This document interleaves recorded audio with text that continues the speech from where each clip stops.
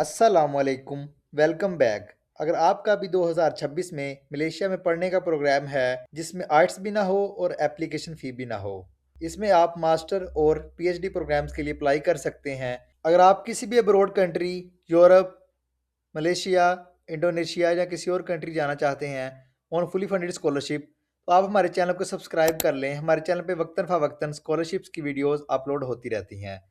अगर आप complete process हमारे थ्रू करवाना चाहते हैं या किसी किस्म की इंफॉर्मेशन लेना चाहते हैं तो डिस्क्रिप्शन में हमारा व्हाट्सअप नंबर ऐड है। आप कंप्लीट प्रोसेस हमारे थ्रू भी करवा सकते हैं।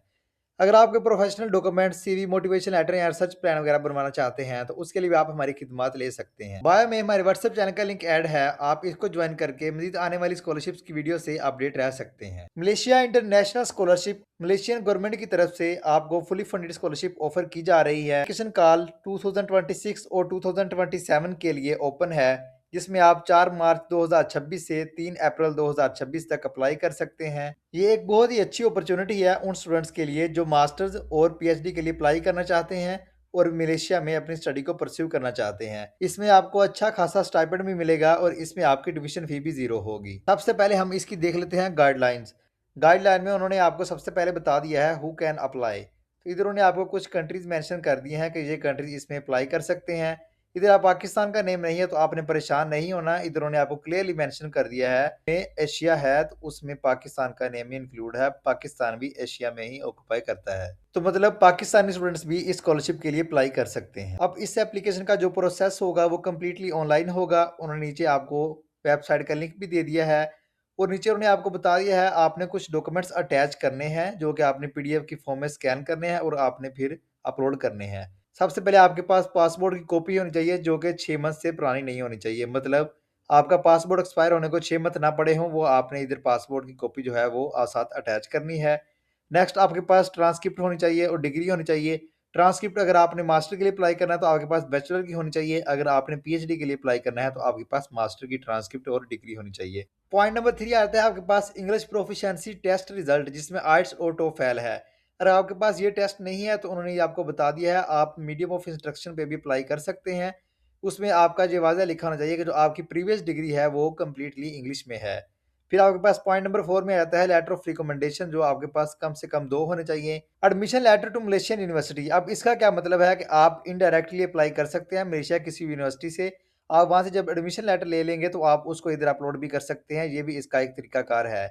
यही नहीं है कि आप डायरेक्ट इस वेबसाइट पे आके अप्लाई करें। आप मलेशिया की किसी भी यूनिवर्सिटी से, पब्लिक यूनिवर्सिटी से या प्राइवेट यूनिवर्सिटी से जो इस स्कॉलरशिप में आती हैं, आप वहाँ से अपना एडमिशन लेटर लेके आप इधर आके उसको अपलोड भी कर सकते हैं। इसका ये भी तरीकाकार है। सारी सी बात है, जब आप एडमिशन लेटर ले लेंगे तो उसके बाद ही आप स्कॉलरशिप के लिए अप्लाई कर सकते हैं। पॉइंट नंबर 6 है आपके पास सीवी। सीवी आपकी यूरो पास पे बनी होनी चाहिए। नेक्स्ट पॉइंट है research proposal for master and PhD applicants. तो आपके पास जो रिसर्च प्लान है वो भी होना चाहिए मास्टर और डॉक्टर प्रोग्राम्स के लिए अगर आपने अप्लाई करना है तो रिसर्च प्लान जो है ये आपने इंतहाई एहतियात से बनाना है, क्योंकि ये एक बहुत ही इंपॉर्टेंट डॉक्यूमेंट है इस मलेशिया गवर्नमेंट स्कॉलरशिप में अप्लाई करने के लिए। तो नेक्स्ट उन्होंने इधर आपको क्लियरली मेंशन कर दिया है कि जो आपके तमाम डॉक्यूमेंट्स है वो इंग्लिश लैंग्वेज में ही होने चाहिए। नेक्स्ट उन्होंने आपको बता दिया है अगर आपने मास्टर के लिए अप्लाई करना है तो आपकी एज 40 से ज़्यादा नहीं होनी चाहिए। अगर आपने पीएचडी के लिए अप्लाई करना है तो आपकी एज 45 से ज़्यादा नहीं होनी चाहिए। फिर आपका आ जाता है एलिजिबिलिटी क्राइटेरिया। ये एक बहुत ही इंपॉर्टेंट क्वेश्चन होता है हर स्टूडेंट का कि सर हमने अप्लाई करना है, हमारे मास्टर में इतनी सीजीपीए है, हमने पीएचडी के लिए अप्लाई करना है, या हमारी बैचलर में इतनी सीजीपीए है, हमने मास्टर के लिए अप्लाई करना है। अगर आपने मास्टर के लिए अप्लाई करना है तो आपकी बैचलर में जो सीजीपी होनी चाहिए वो 3 होनी चाहिए। अगर आपने पीएचडी के लिए अप्लाई करना है तो आपकी मास्टर में 3 सीजीपी होनी चाहिए। ठीक है, तो ये आपको बात क्लियर होगी। फिर नेक्स्ट आपके पास वही पॉइंट आ जाता है good proficiency of English language, मतलब आपके पास आर्ट्स में 6 बैंड होने चाहिए। इधर उन्होंने आपको टोफेल का स्कोर भी मेंशन कर दिया है। पॉइंट नंबर 5 अगेन उन्होंने मेंशन कर दिया है research proposal with the minimum of 1000 words that is relevant to the intended field of studies. मतलब आपका जो रिसर्च प्लान है उसका 1000 वर्ड होना चाहिए। तो वो बहुत ही आपने एहतियात से बनाना है, उसमें आपने बिल्कुल भी खता नहीं करनी। फिर आपका लेवल ऑफ स्टडी, वो आपको मास्टर के लिए प्रोग्राम ऑफर कर रहे हैं और डॉक्टर प्रोग्राम्स ऑफर कर रहे हैं, ये आपको ऑलरेडी क्लियर होगी बात। फिर इसमें कुछ यूनिवर्सिटीज़ आ जाती हैं जो कि इस स्कॉलरशिप में एग्जिस्ट करती हैं। आपके पास मलेशिया की पब्लिक यूनिवर्सिटीज़ भी आ जाती हैं, आपके पास प्राइवेट यूनिवर्सिटीज़ भी आ जाती हैं। अब जो मलेशिया की पब्लिक यूनिवर्सिटीज़ आ जाती हैं वो आपके पास 20 पब्लिक यूनिवर्सिटीज़ हैं और 4 प्राइवेट यूनिवर्सिटीज़ हैं जिसमें आप अप्लाई कर सकते हैं। अब आपको बेनिफिट्स क्या होंगे इस MIS स्कॉलरशिप में? आपकी ट्यूशन फीस ज़ीरो होगी और आपको मंथली स्टाइपेंड भी मिलेगा इंडोनेशियन करेंसी में 1500, जो कि लगभग पाकिस्तानी करंसी में 1,10,000 रुपये बनते हैं। ये आपको हर मंथ प्रोवाइड किया जाएगा मलेशियन गवर्नमेंट की तरफ से। फिर ये इसमें प्रोग्राम्स आ जाते हैं, डिफरेंट प्रोग्राम्स आप देख सकते हैं। Applicants are welcome to apply for any aggregated courses with priorities given to courses. Education का कोर्स आ जाता है आपके पास, आर्ट्स एंड ह्यूमैनिटीज का डिपार्टमेंट आ जाता है, social sciences, journalism and information आ जाता है, बिजनेस एडमिनिस्ट्रेशन एंड लॉ आ जाता है। फिर उन्हें आपको नीचे एक बात क्लियरली मेंशन कर दिया है, health and welfare not including medicine, nursing and pharmacy. Health और फार्मेसी के रिलेटेड जितने भी आपके पास डिपार्टमेंट्स हैं या आपके प्रोग्राम्स हैं, उनको स्कॉलरशिप ये नहीं मिलेगी, वो इस स्कॉलरशिप के मजाज नहीं होंगे लेने के, ठीक है। फिर नीचे उन्होंने आपको सिलेक्शन क्राइटेरिया मेंशन कर दिया है कि आपका जो रिसर्च प्रपोजल है वो इंतहाई अथेंटिक होना चाहिए, जो कि आपके जो सुपरवाइजर हैं या आपकी जो जिसमें आपने अप्लाई करना है यूनिवर्सिटी में, उनको इंटेंड करे अपनी तरफ।